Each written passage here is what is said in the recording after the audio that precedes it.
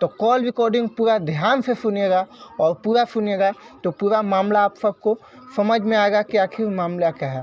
तो चलिए इस कॉल रिकॉर्डिंग को पहले ध्यान से सुनिए, उसके बाद आप सबको पूरा बात बताऊंगा। मतलब गाने तो ऐसे अच्छे अच्छे निकालते हैं, ज्यादा जादू जी पर गाना निकालते हैं। अब थोड़ा सा न्यूज में मैंने सुना था कि उनको ऊपर हमला हो रखा है। नहीं कुछ नहीं हुआ है। ऐसे मतलब वो दिया था न्यूज पर कि टुनटुन आदि के घर से उठाकर जेल में डाल दिए हैं। नहीं कुछ नहीं हुआ है। मतलब हम पढ़े थे तब, मतलब वो नंबर मिला ना, तो मैं सोचू पता कर लूँ। ऐसे तो मतलब अच्छे गाने गाते हैं, मतलब इस गाने में तो कोई शिकायत नहीं है कोई प्रकार।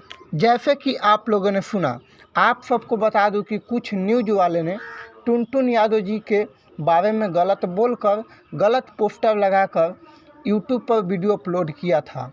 तो उसी को देखकर टुनटुन यादव जी के पत्नी पूजा यादव जी जब टुनटुन यादव जी